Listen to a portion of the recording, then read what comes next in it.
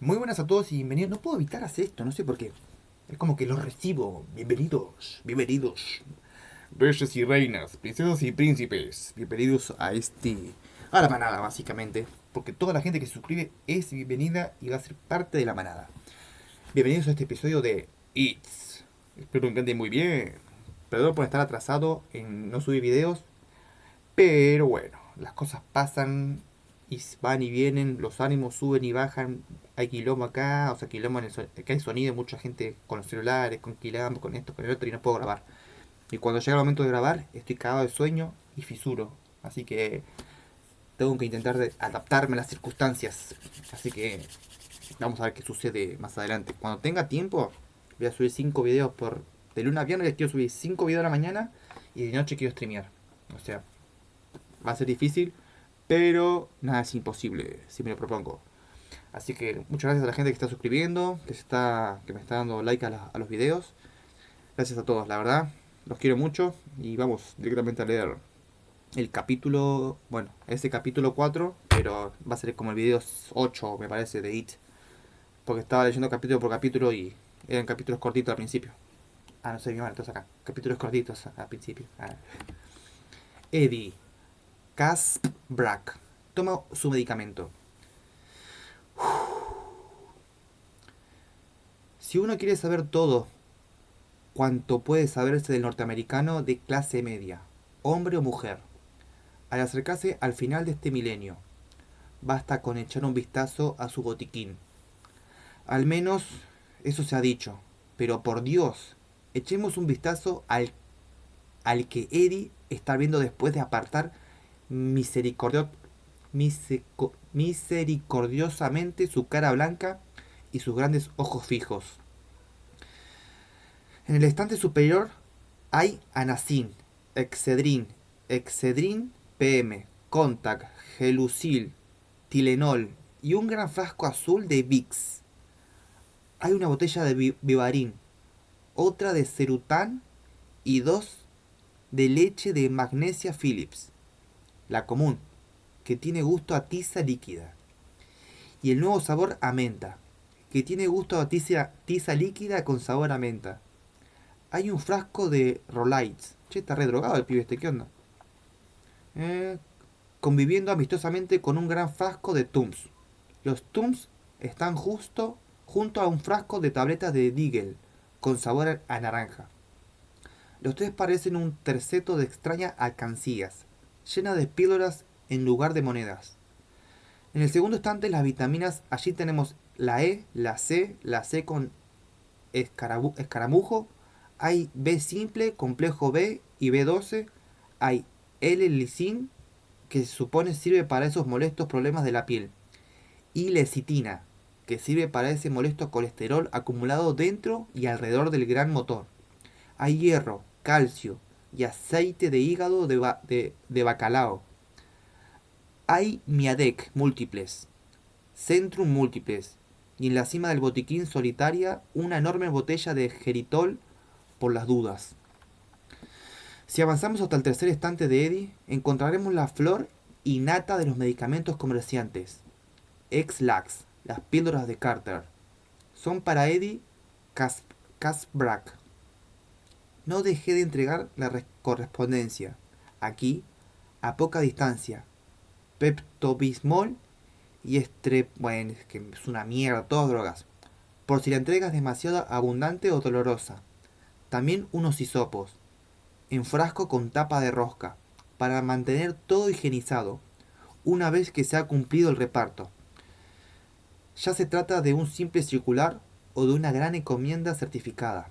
Hay fórmula 44 para la tos, Dristan para los resfriados y un gran frasco de aceite de castor, una latita de sucrets por si a Eddie le duele la garganta y un cuarteto de enjuagues bucales, Clorapestic, Cepacol, Cepestal y inhalador. Y por supuesto, el viejo Listerine, imitado con frecuencia, pero jamás igualado. Vicini y Murini, para los ojos. Cadridrem y Neosporin, para la piel. Segunda línea de defensa, por si el helicin no responde a la expectativa, y algunas píldoras de tetraciclina. Tetraciclina. Y a un lado, arracimados como amargos conspiradores, hay 3 frascos de champú de brea. En el estante inferior está casi desierto, pero las cosas que hay allí son realmente serias. Con eso se puede volar el espacio. Si con eso se puede volar más alto que el jet de Ben Hampton. Estrellarse con más fuerza que el Tursman Musmun. Allí hay Valium, Percodan, Elavil y Darbon Compound. También hay otra caja de Sucrets. Por si Sucret, si la abrimos encontraremos en ella 6 cuáludes. Eddie creía en el lema de los Boy Scouts. Entró en el baño balanceando una bolsa azul. Lo puso sobre el lavabo. Descorrió la cremallera y con manos estremecidas empezó a echarle botellas, frascos, tubos, pomos y rociadores. En otras circunstancias los habría tomado en cautelosos puñados, pero no había tiempo para sutilezas, tal como Eddie veía las cosas. La alternativa era tan simple como brutal: avanzar y seguir avanzando o quedarse en un mismo sitio por el tiempo suficiente para empezar a pensar de qué se trataba y sencillamente morir de miedo. ¿Eddie? Llamó Mira desde la planta baja. Eddie, ¿qué estás haciendo? Eddie dejó caer en el bolso la caja de Sucret que contenía los estimulantes. El botiquín ya estaba casi vacío, descontando el midol de Mira y un pomito de Blistex, casi agotado. Después de una breve pausa, tomó el Blistex. Cuando iba a cerrar el bolso pensó en un segundo más y dejó caer también el Mildó dentro del bolso. Ella podía comprar otro. ¿Eddie? La voz sonaba en ese momento desde la escalera. Eddie terminó de cerrar la cremallera y salió del baño balanceando el bolso a su costado. Era un hombre bajito, de cara tímida y aconejada. Había perdido gran parte del pelo. El resto crecía en parches inquietos, multicolores. El peso del bolso lo encoraba notoriamente hacia un lado. Una mujer extremadamente voluminosa estaba ascendiendo lentamente de la planta baja. Eddie oyó el crujido de las escaleras, que protestaban bajo su peso. ¿Qué estás haciendo? Eddie no necesitaba consultar con un psiquiatra para saber que, en cierto sentido, se había casado con su madre. Mira era enorme. Al casarse con Eddie, 5 años antes, era solo corpulenta, pero él solía pensar que su inconsciente había visto la enormidad potencial de una mujer. Bien sabía Dios que su propia madre había sido una mole, y Mira se la compuso para parecer más enorme que nunca al llegar a la planta alta. Llevaba puesto un camisón blanco, que se henchía como una colmena en el busto y en las escaleras. Su cara, sin maquillar, era blanca y reluciente. Parecía muy asustada. ¿Qué dónde fue? Tengo que irme por un tiempo, dijo Eddie. ¿Cómo que te tienes que ir? ¿Qué llamada telefónica fue esa? Nada, dijo él, huyendo abruptamente por el pasillo hacia el enorme guardarropa. Dejó en el suelo su bolso, abrió las puertas plegadizas y apartó los 6 trajes negros idénticos que prendía allí, tan llamativo como una nube de tormenta contra las otras ropas, más coloridas. Para trabajar usaba siempre el traje negro. Se inclinó hacia el interior del armario, que olía a lana y naftalina, y sacó de la parte trasera una de las maletas. Después de abrirla, empezó a llenarla de ropa. La sombra de una mujer cayó sobre él. ¿Qué está pasando, Eddie? ¿A dónde vas? Dímelo. No puedo decírtelo. Ella permaneció allí, observándolo, tratando de pensar qué decir, qué hacer. Le cruzó por la mente la idea de empujarlo al interior del guardarropa y quedarse allí, con la espalda contra la puerta, hasta que se le hubiera pasado esa locura. pero no se decidió a hacerlo. Sin embargo, le habría sido fácil. Medía 7 u 8 centímetros más que él. Pesaba 45 kilos más. Pero si no sabía qué decir ni qué hacer, era porque Eddie estaba actuando muy en contra de su modo de ser. No se hubiese sentido más horrorizada si, al entrar al comedor, hubiese encontrado el nuevo televisor de pantalla gigante flotando en el aire. No, no puedes irte, se oyó decir. Prometiste que me conseguirías el autógrafo de Al Pacino. What the fuck, aguantar Al Pacino, boludo. Era algo absurdo, y Dios lo sabía. Pero en ese momento hasta un absurdo era mejor que nada. Ya lo tendrás, repuso Eddie. Tendrás que procurártelo tú misma, ya que conducirás la limusina. Un nuevo terror se unía a lo que ya circulaban en la pobre cabeza aturdida de Mira. Lanzó un pequeño grito. No puedo, yo nunca... Tendrás que hacerlo, dijo él, examinando sus zapatos. No hay otra persona, pero todos los uniformes me han quedado pequeños. Me ajustan demasiado el busto. Pide al doloroso que te agrande uno, sugirió él, implacable. Descartó pares de zapatos, buscó una caja vacía y metió en ella un tercer par. Zapatos negros de buena calidad.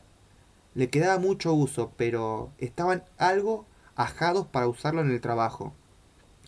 Cuando uno se ganaba la vida paseando a la gente rica por New York, a la gente rica y famosa, todo tenían que lucir a la perfección, pero servirían para el sitio a donde irá, y para lo que tenía que hacer cuando llegara. Tal vez Richie Tozier, pero en ese momento lo amenazó la negrura. Sintió que comenzaba a cerrarle la garganta. Eddie notó entonces, con verdadero pánico, que había cargado con toda una farmacia olvidada lo más importante, su inhalador, en la planta baja, sobre el equipo estereofónico. Cerró la maleta con violencia, luego se volvió hacia Mira, que seguía allí, en el pasillo, con la mano contra la corta y gruesa columna de su cuello, como si fuera ella la que padecía de asma. Lo miraba fijamente, con la cara llena de perplejidad y de terror. Eddie habría sentido la lástima por ella, de no ser porque su corazón ya estaba lleno de terror por sí mismo. ¿Qué ha pasado, Eddie? ¿Quién era el que te llamó por teléfono? ¿Estás en dificultades? ¿Tienes problemas? ¿No es cierto? ¿Qué problemas son? Caminó hacia ella, ¿eh? Con el bolso en una mano y la maleta en otro, más o menos derecho, ahora que el peso estaba mejor equilibrado. Mira se le puso enfrente, bloqueándole, bloqueándole el paso hacia la escalera. En un primer momento pensó que no lo dejaría pasar, pero cuando su cara estaba a punto de estrellarse en el blando bloque de sus pechos, la mujer se apartó, con miedo, al pasar Eddie sin detenerse. Ella rompió en angustiosas lágrimas. No puedo llevar al Pachino, baló. Me estrellaré contra el primer indicador que encuentre, estoy segura. Eddie, tengo miedo. Él echó un vistazo al reloj que estaba en la mesa, junto a la escalera. Las 9:20. El empleado de Delta le había dicho que ya había perdido el último vuelo a Maine, el que salía de la guardia a las 8:25. Una llamada a Hamtramck le había hecho descubrir que había un tren nocturno a Boston. Partía de la estación a las 11:30.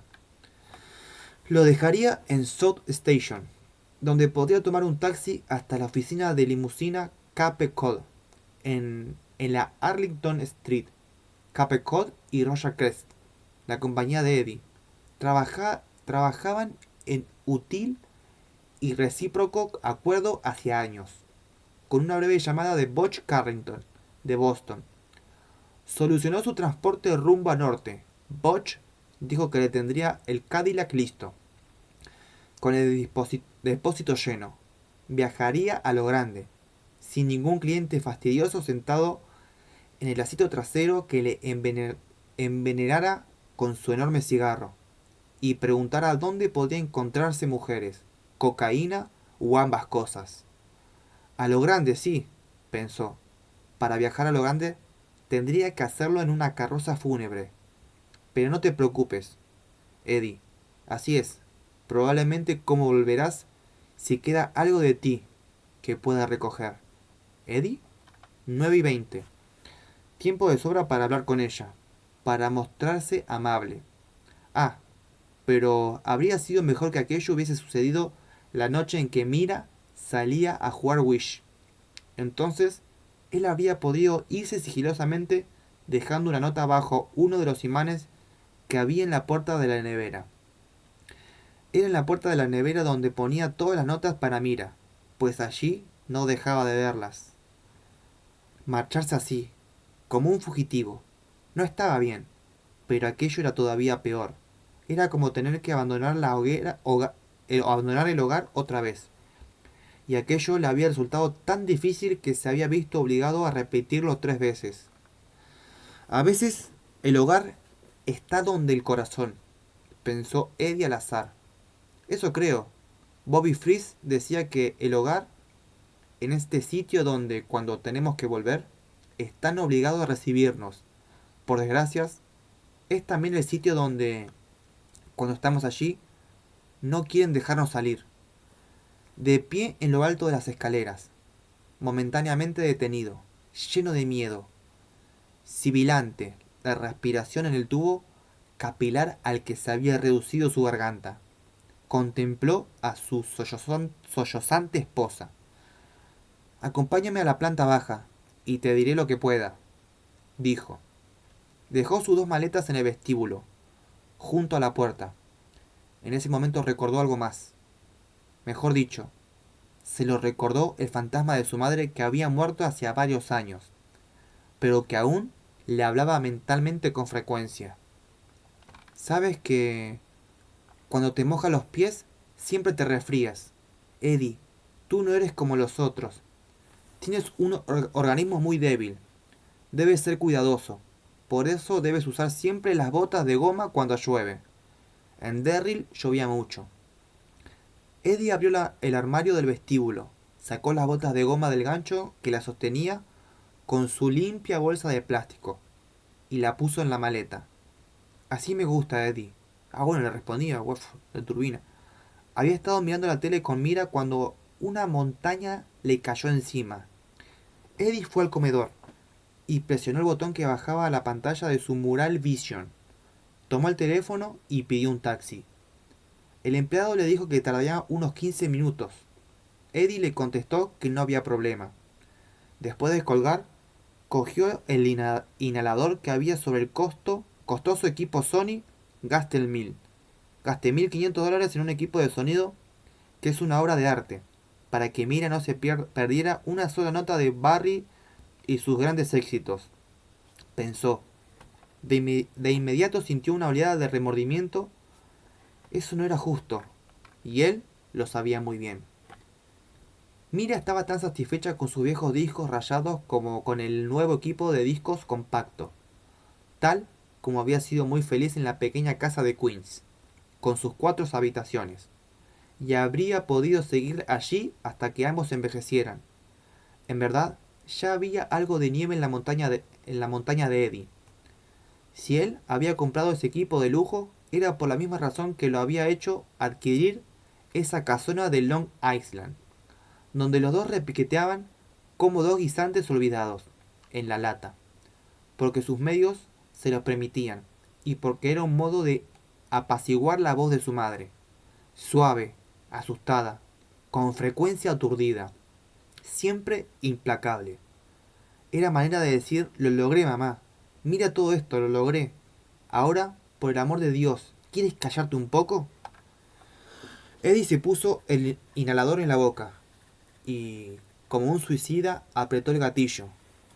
Una nube de horrible gusto a regaliz se abrió camino, hirviendo por su garganta. Eddie respiró profundamente.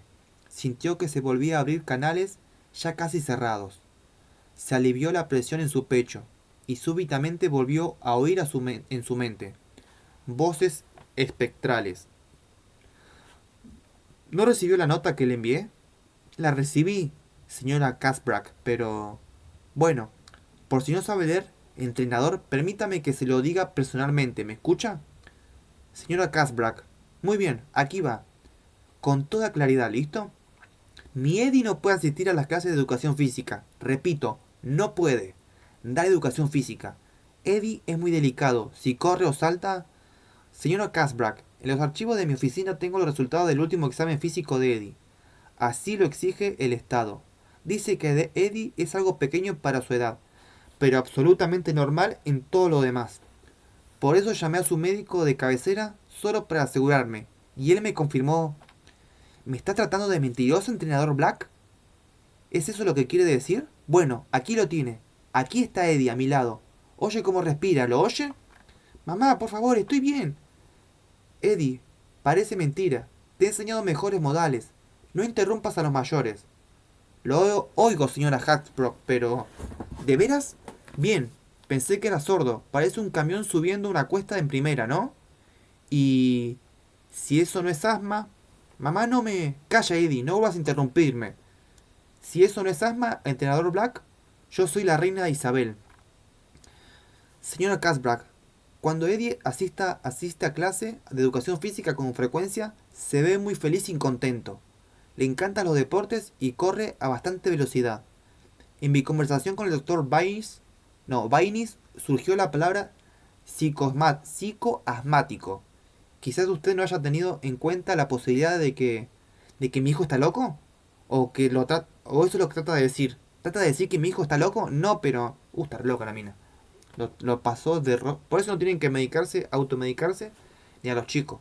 Intentar de que los chicos...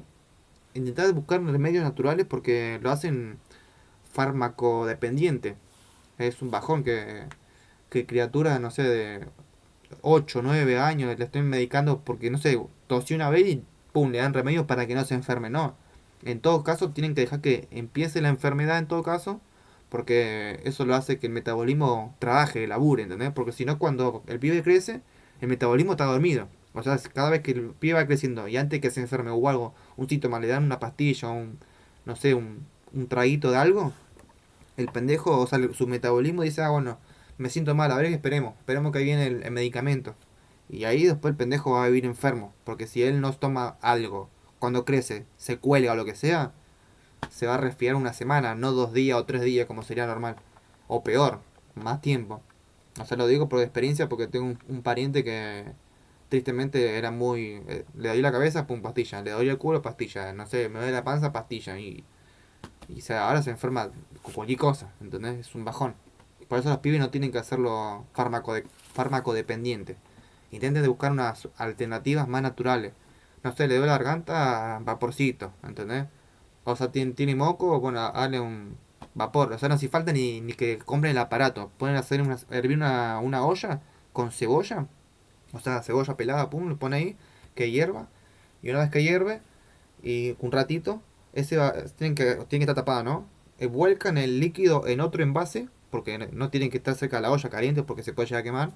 Y tratar de que él respire eso. Él o ella, ¿no? Que respire eso y ahí los mocos se van, el dolor de garganta se va. Solamente con una cebolla. Mira lo que te digo. Yo sé que es peligroso el tema del agua hirviendo, porque bueno, tiene que estar teniendo vapor. Pero bueno, ahí tienen que estar ustedes. Sostengan la cosa, no la larguen y vos decís solamente respira. Y se quédense con su criatura ahí. No vayan a hacer otra cosa, que no importa más nada. Si está enfermo la criatura, quédense ahí hasta que respire, que tire moco y demás. Y cuando se acaba el vapor, chao. Lo dejan ahí tranquilo. Y eso por favor tírenlo afuera. No lo tiren en el inodoro o cosas así. Porque gastar agua al pedo. Mejor lo tiren afuera y dan regando y están con la cebolla están abonando. Así que perdón, divagué. Es delicado, señora Hasbrook. Mi hijo es muy delicado, señora Hasbrook. El doctor Vines confirmó que no ha callado nada en absoluto. Ah, eso también, lo que acabo de leer. ¿Cómo dice? Acá leí. Psicoasmático. Es como que psicológicamente el pibe es asmático. Tanto que lo está tramando la madre. No, no, qué bajón, pobre pibe. Me da pena. En la parte física, concluyó Eddie, el recuerdo de aquel humillante enfrentamiento, su madre aullando ante el entrenador en el gimnasio de la escuela primaria de Derry, mientras él jadeaba y se ruborizaba a su lado. y los otros chicos se agrupaban en, alrededor de un cesto para mirar. Había vuelto a él esa noche, por primera vez en muchos años. Tampoco era el único recuerdo que la llamaba de Mike Hanlon le devolvieran. Que la llamada de Mike Hanlon le devolvieran. Mike es el pibe morochito de la historia. Porque bueno, acá dice el apellido y en la película es más Mike, es Bill y es Eddie y es así. No le da mucha bola el apellido. Por eso, porque para que vayan entendiendo la historia. Sin duda sentía que muchos otros, igualmente malos o aún peores, se amontonaban y pujaban como compradores en una liquidación. Pero pronto cedería el amontonamiento, y entrarían todos. De eso estaba bien seguro. ¿Y qué encontrarían a la venta? ¿Su cordura? Tal vez la mitad de precio, estropeada por humo y agua. Liquidamos todo. Nada en absoluto en la parte física, repitió, y aspiró profundamente, estremecido, y se guardó el inhalador en el bolsillo. Eddie suplicó, por favor dime de qué se trata. Los surcos de lágrimas le brillaban en la mejilla regordetas. Sus manos se retorcían incansablemente, como un par de rosados y lampiños animales al jugar. Cierta vez, poco antes de proponerle el casamiento, Eddie había tomado la fotografía de Mira para ponerla junto a la de su madre, fallecida de un ataque al corazón a la edad de 64 años. En el momento de su muerte, la madre de Eddie pesaba ya más de 180 kilos. 181,5 exactamente. Por entonces se había convertido casi en un monstruo. Su cuerpo parecía hecho de tetas, panza y trasero, todo coronado por su cara macilenta, perpetua- perpetuamente horrorizada. Pero la fotografía que puso junto a Mira había sido tomada en 1944, 2 años antes del nacimiento de Eddie. Era un bebé muy enfermizo, susurró la mamá espectral en su oído. Muchas veces perdimos la esperanza de que viviera. En 1944 su madre era aún relativamente esbelta, con sus 81 kilos. Había hecho esa comparación, era de suponer, en un esfuerzo desesperado por no cometer un incesto psicológico. Miró la foto de su madre, la de Mira nuevamente, la de su madre. Podrían haber pasado por hermanas. A tal punto llegaba el parecido. Eddie contempló las dos fotografías, casi idénticas, y se prometió que no comentaría esta locura.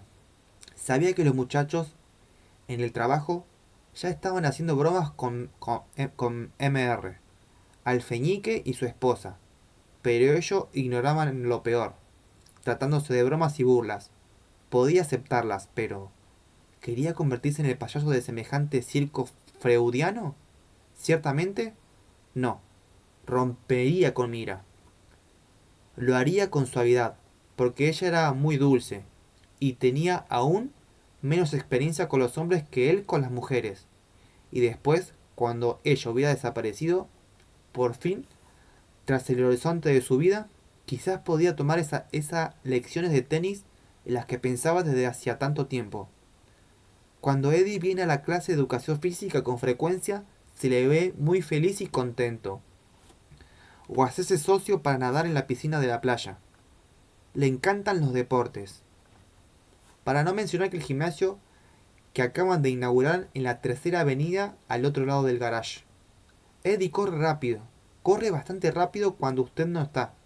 Corre bastante rápido cuando no hay nadie que le recuerde lo delicado que es. Y veo en su cara, señora Casbrack, que él sabe, aún con solo 9 años, sabe que el favor más grande que podía hacerse sería correr más rápido para alejarse de usted. Déjelo ir, señora. Casbrack, déjelo correr. Aguante, profe, o profe involucrado, loco. Pero al final se había casado con Mira. Al final las viejas costumbres habían resultado demasiado fuertes. El hogar es el sitio donde, cuando tienes que volver, están obligados a encadenarte. O habría podido castigar a garrotazos al fantasma de su madre. Habría sido difícil, pero estaba seguro de poder hacerlo. Si con eso hubiera bastado, fue la misma Mira quien acabó por inclinar la balanza del lado opuesto a la independencia. Mira lo había condenado con solicitud, lo había inmovilizado con preocupación, lo había encadenado con dulzura. Mira, como su madre, había captado la verdadera definitiva y fatal de su carácter. Eddie era delicado, porque algunas veces sospechaba que no era delicado en absoluto. Eddie necesitaba que lo protegieran de sus propios oscuros atisbos de posible valentía. El día de lluvia, Mira siempre sacaba sus botas de gomas de la bolsa de plástico y las ponía junto al perchero ante la puerta. Todas las mañanas, junto a su plato de tostada integrales sin mantequilla, había un bol cuyo contenido, a primera vista, podía pasar por cereal multicolor para niños. Mirando mejor, habría descubierto todo un catálogo de vitaminas, la mayor parte de las cuales iban en el bolso de Eddie. Mira, como mamá, comprendía, y eso no había dejado ninguna alternativa. Siendo joven y soltero, había abandonado 3 veces a su madre, solo para regresar otras 3 veces. Más adelante, pasado 4 años de la muerte de su madre, había fallecido en su apartamento, bloqueando la puerta de entrada a tal punto que los de la ambulancia, llamados por los vecinos al oír el monstruoso golpe provocado por la caída, tuvieron que entrar por la puerta del servicio, cerrada con llave. Eddie volvió al hogar por cuarta y última vez. Al menos él creyó entonces que era la última. A casa con la tartana, a casa con Mira la marrana. Era una marrana de verdad, pero una marrana dulce.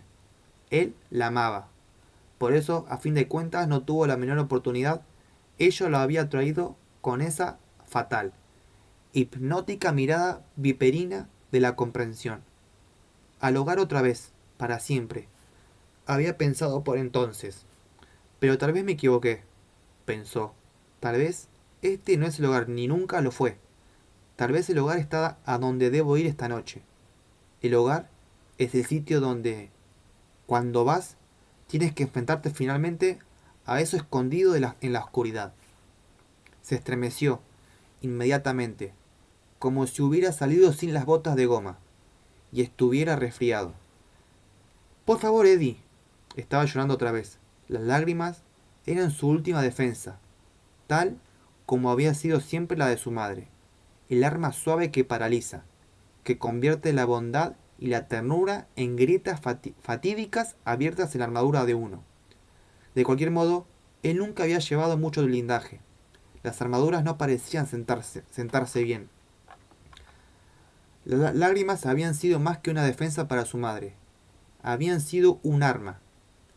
Mira rara vez usaba las suyas con tanto cinismo, pero con o sin cinismo, Eddie comprendió que en ese momento intentaba usarlas de ese modo, y lo estaba logrando. No debía permitírselo.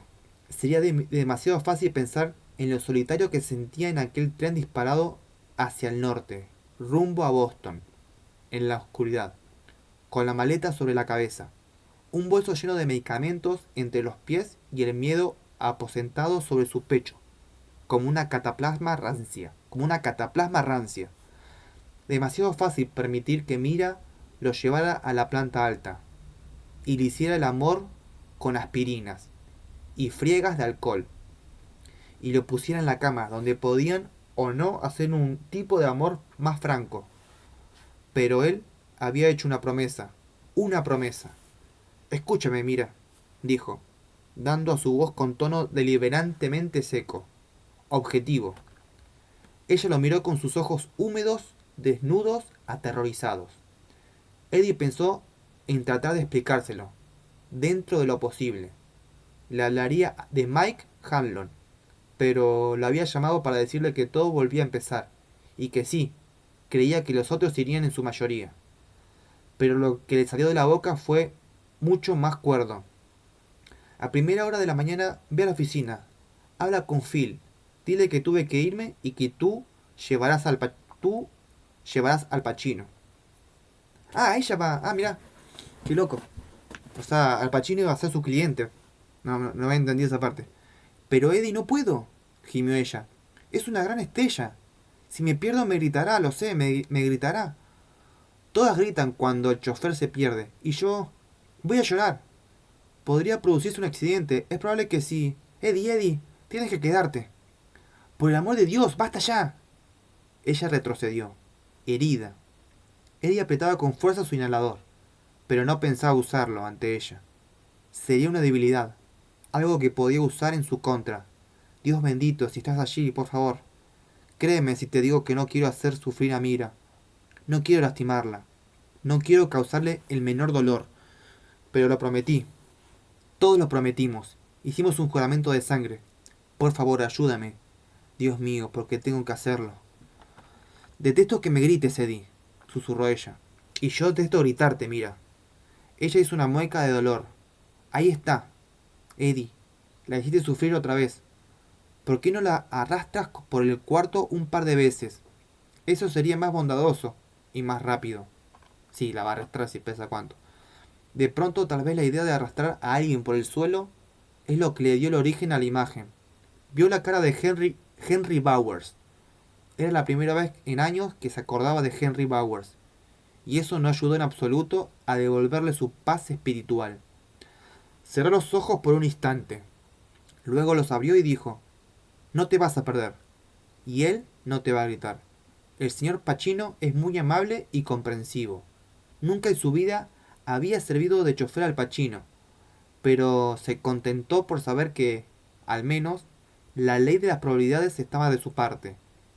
Según el mito popular, la mayor parte de las celebridades eran insoportables, pero Eddie, después de haber llevado a muchas de ellas, sabía que no era verdad.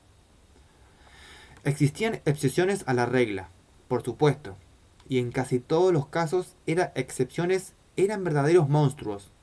Solo cabía rezar, con fervor, por el bien de Mira, que Pacino no fuera de esos. ¿De veras? Preguntó tímidamente. Sí, de veras. ¿Cómo lo sabes? Demetrios lo llevó 2 o 3 veces, cuando trabajaba en limusinas Manhattan, mintió Eddie. Dice que el señor Pacino siempre le daba $50 de propina, cuando menos. Pues yo me conformaría con 50 centavos, siempre que no me gritara. Mira, puedes hacerlo con los ojos cerrados. Primero lo recoges en St. Regis, mañana a las 7 de la tarde, y lo llevas al edificio de la ABC. Van a regresar el último acto de esa obra en el que él actúa. Creo que se llama American Buffalo. Segundo, a eso de las 11, lo llevas de nuevo a Saint Regis. Tercero, vuelves al garaje, entregas el coche y firmas el parte. ¿Eso es todo? Eso es todo. Podrías hacerlo hasta dormida, Marty. Ella solo reía como una niña antes de ese apodo cariñoso, pero en esa oportunidad se limitó a mirarlo con dolorosa solemnidad infantil. ¿Y si quieres salir a cenar en vez de volver al hotel? ¿O ir a tomar una copa o a bailar? No creo, pero en todo caso lo llevas. Si te parece que va a pasar la noche de juerga, puedes llamar a Phil Thomas por el radioteléfono. Después de la medianoche, por entonces habrá un chofer que pueda reemplazarte. No te cargaría con algo así si no tuviera un chofer disponible. Pero tengo a 2 enfermos, a Demetrios de vacaciones y a todos los demás comprometidos por completo. A la 1 de la madrugada estarás muy cómoda en tu cama. Marty, a la 1 de la madrugada. Cuando más, te lo garantizo. ¿No será garantizo? Gargantizo. Lo de gargantizo tampoco le hizo reír. Ah, bueno, un chiste. Él carraspeó, inclinándose hacia adelante, con los codos en la rodilla de inmediato. La madre fantasma susurró: no te sientes así, Eddie. Es malo para la columna y te oprime los pulmones. Tienes pulmones muy delicados. Volvió a erguirse. Me hizo reír a mí. Volvió a erguirse, apenas consciente de lo que decía. Espero que esta sea la última vez que deba salir a conducir, dijo Mira. casi gimiendo. En los últimos 2 años me he vuelto más torpe que un caballo. Y los uniformes me quedan tan mal. Será la última vez, te lo juro. ¿Quién te llamó, Eddie? Como obedeciendo a una clave. Una luz barrió la pared y selló un claxon. El taxi acababa de entrar por el camino de acceso. Sintió una oleada de alivio. Habían utilizado los 15 minutos para hablar de Al Pacino, no de Derrick, Mike Hanron y Henry Bowers. Mejor así. Mejor para Mira y también para él. No quería pasar un minuto pensando o hablando de esas cosas mientras no fuera imprescindible. Se levantó. Es mi taxi. Ella se puso de pie, tan apresuradamente que se enredó con el volante del camión y cayó hacia adelante. Eddie la sostuvo, pero en un momento él se asuntó de se presentó muy dudoso. Miró lo sobrepas Mira lo sobrepasaba en 50 kilos y estaba gimoteando otra vez. Tienes que decírmelo, Eddie. No puedo, no hay tiempo. Nunca me ocultaste nada, Eddie. Sollozó ella. Y ahora tampoco, de veras. Es que no lo recuerdo todo. Al menos por el momento. El hombre que llamó era... Es... un viejo amigo, es... Vas a enfermar, dijo ella, desesperada, siguiéndolo hacia el vestíbulo. Estoy segura. Deja que te acompañe, Eddie, por favor. Para que te cuide. Pachino puede tomar un taxi o cualquier otra cosa. No se va a morir. ¿Qué te parece, eh? Estaba levantando la voz, cada vez más frenética. Para espanto de Eddie, comenzó a parecerse a su madre, más y más, tal como había sido en sus últimos meses de vida. Vieja, gorda y loca. Te daré friegas en la espalda y me encargaré de que tomes tus píldoras. Te ayudaré. No abriré la boca si no quieres, pero puedes contarme todo, Eddie. Eddie, por favor, no te vayas. Por favor, Eddie, por favor.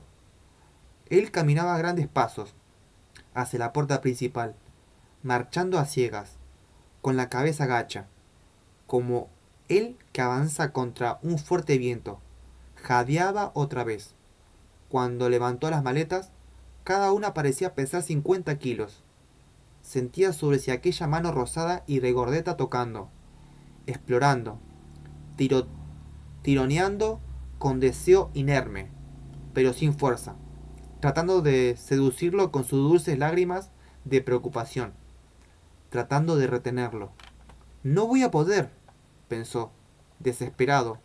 El asma estaba empeorando. Se sentía peor que cuando era niño. Estiró la mano hacia el pomo de la puerta, pero este pareció retroceder, alejándose de él hacia la negrura del espacio exterior. Si te quedas, daré un pastel de café y crema agria, balbuceó ella. Comeremos palomitas de maíz y prepararé un pastel como a ti te gusta. Puedo hacer para el desayuno de mañana, si quieres. Comenzaré ahora mismo, con salsa de carne. Eddie, por favor, estoy asustada. Me estás asustando mucho.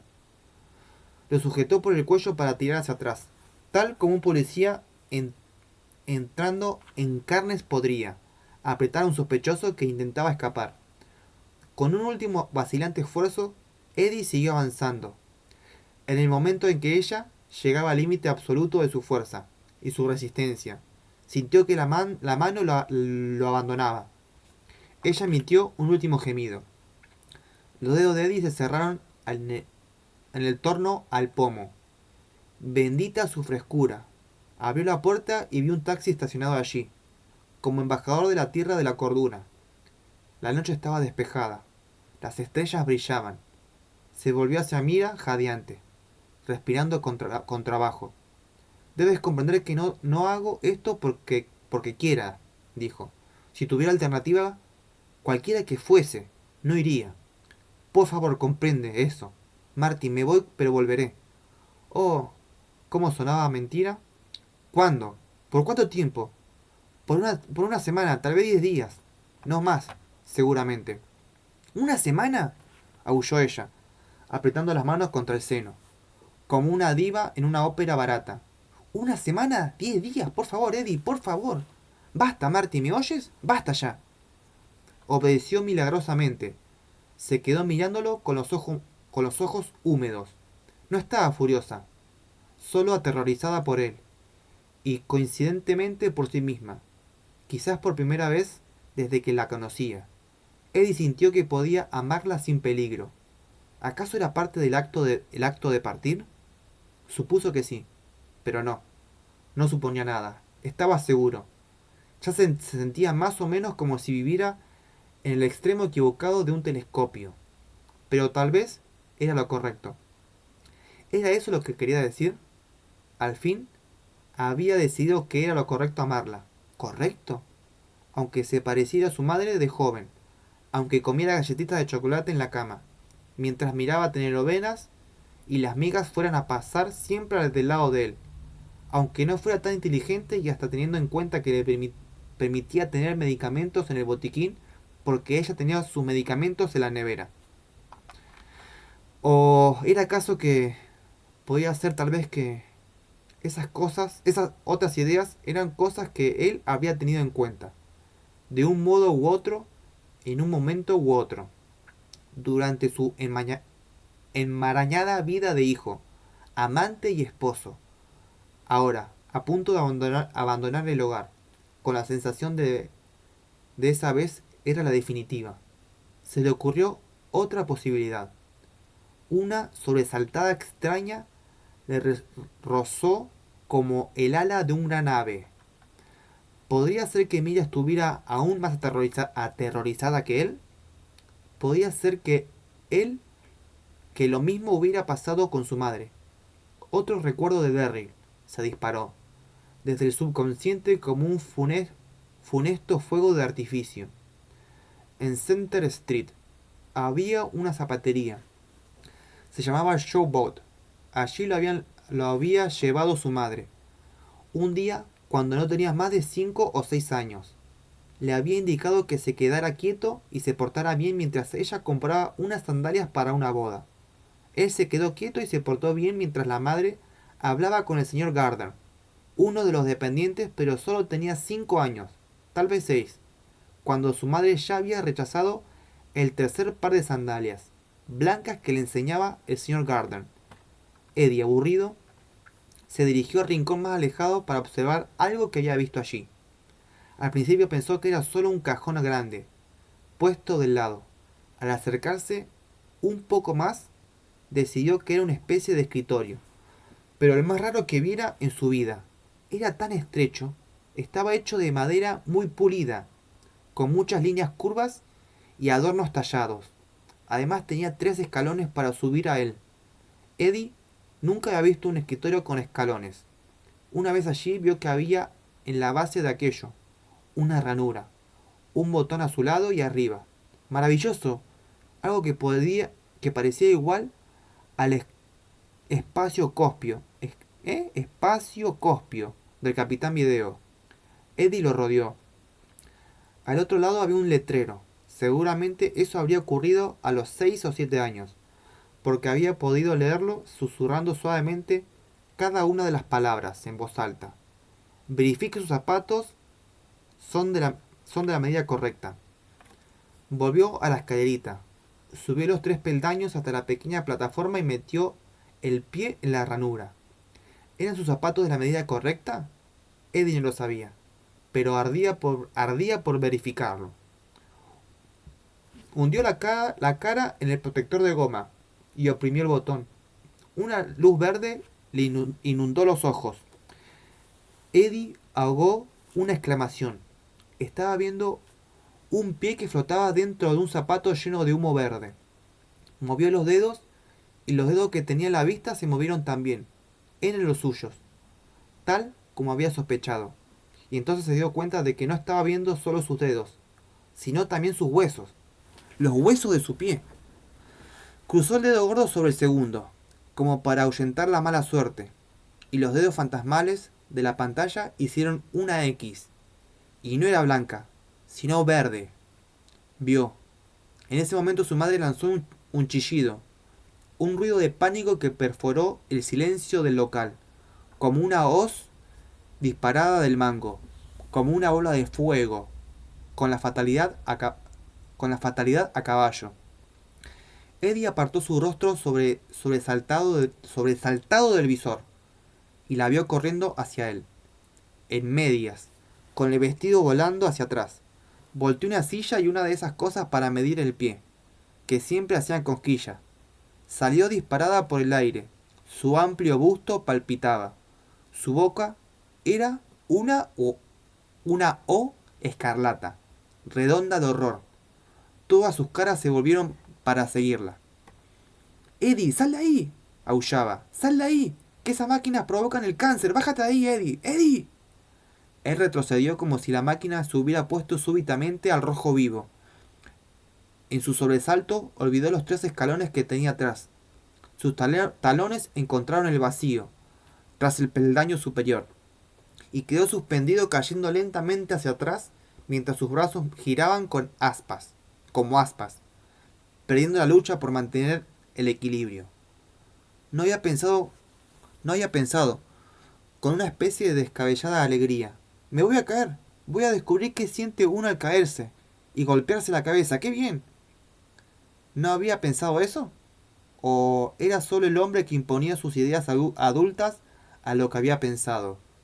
¿O tratando de pensar la mente infantil, siempre rugiente de suposiciones confusas e imágenes percibidas a medias?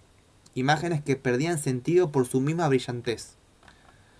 De cualquier modo, la pregunta era puramente hipotética. No se había caído. Su madre había llegado a tiempo. Su madre lo había sujetado. Había estallado en lágrimas, pero sin llegar al suelo. Todo el mundo lo miraba. Eso lo recordaba bien.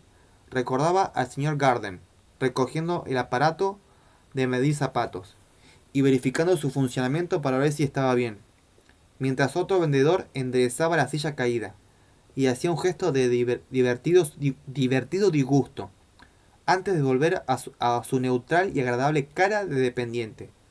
Pero sobre todo recordaba las mejillas húmedas de su madre y su aliento caliente, agrio. La recordaba susurrándole al oído, una y otra vez. No hagas eso nunca más. No lo hagas nunca más, nunca más. Era el cántico con que su madre ahuyentaba los problemas. Lo mismo había cantado unos años antes, al descubrir que la canguro había llevado a Eddie a la piscina pública. Un sofocante día de verano. Por entonces apenas comenzaba a ceder la epidemia de polio que había aterrorizado a todos los iniciantes al iniciarse la década. Su madre lo había secado a rastras de la piscina diciéndole que no debía hacer eso nunca más, mientras los otros niños lo miraban como ahora los dependientes y los clientes, y su aliento había tenido el mismo olor agrio. Su madre lo había sacado a las rastras de la zapatería gritando a los dependientes que si a su niño le pasaba algo, le establería juicio a todos. Eddie pasó el resto de la mañana entre un surgir y desaparecer las lágrimas aterrorizadas. Ese día el asma le molestó mucho. Por la noche. Aún estaba despierto varias horas después de lo acostumbrado, preguntándose qué era exactamente el cáncer. Si era peor que el polio. Si uno se moría de eso, ¿cuánto tardaba? ¿Y cuánto dolía antes de morir? También se preguntó si después iría al infierno. El peligro había sido grave, de eso estaba seguro, y lo sabía porque su madre se había asustado mucho, muchísimo. Marty, dijo a través de ese abismo de años, ¿me das un beso? Ella le dio un beso y lo abrazó con tanta fuerza que le hizo crujir los huesos de la espalda. Si estuviéramos en el agua, pensó Eddie, conseguiría que nos ahogáramos. No temas, le susurró al oído. No puedo evitarlo, gimió ella. Lo sé, replicó él, y notó entonces que a pesar de aquel abrazo, capaz de romper las costillas, el asma se le había aliviado. Ya no sonaba esa nota silbante en su respiración. Lo sé, Marty. El taxista hizo sonar otra vez el claxon. ¿Me llamarás? Preguntó ella trémula. Si puedo, sí. Eddie, ¿no puedes decirme de qué se trata, por favor? Suponiendo que él se lo dijera, ¿serviría para tranquilizarla? Esta noche recibí una llamada de Mike. Marty, y hablamos un rato, pero todo cuanto dijimos puede resumirse en dos cosas. Empezó otra vez, dijo Mike. ¿Y vendrás? Y ahora tengo fiebre, Marty. Solo sé que esta fiebre no la puedo bajar con aspirina. Y tengo una dificultad para respirar que ese maldito chisme no me soluciona. Porque el problema no está en la garganta, ni en los pulmones, sino alrededor del corazón. Volveré si puedo, Marty, pero me siento como si estuviera de pie ante la boca de una vieja mina, llena de derrumbes al acecho, de pie allí, despidiéndome de la luz del sol. Sí, seguro que sí. Con eso la dejaría muy tranquila. No, respondió. Creo que no puedo decirte de qué se trata. Y antes de que ella pudiera decir algo más, antes de que pudiera volver a empezar, Eddie, bájate de ese taxi, que te puede dar cáncer. Se alejó a grandes pasos, cada vez más apresurado. Cuando llegó al coche, estaba casi corriendo. Mira seguía de pie en el umbral cuando el taxi retrocedió hasta la calle. Y seguía allí, cuando salieron hacia la ciudad. Una gran sombra negra de mujer, recortada contra la luz que brotaba de la casa. Eddie la saludó con la mano y creyó que ella hacía lo mismo. ¿A dónde lo llevo, amigo?, preguntó el conductor. A Finn Station, dijo Eddie y aflojó la mano que apretaba el inhalador. Su asma se había ido a rondar donde quiera que fuese, que en el intermedio de sus ataques a los tubos bronquiales. Puta, re largo esto. Voy a sacar. Uso un calor. Oh.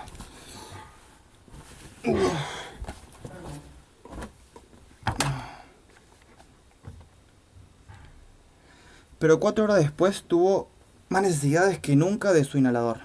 Al salir de una siesta liviana, en una sacudida espasmódica, el hombre de traje sentado al otro lado del pasillo, bajo el periódico, lo miró con una curiosidad levemente aprensiva.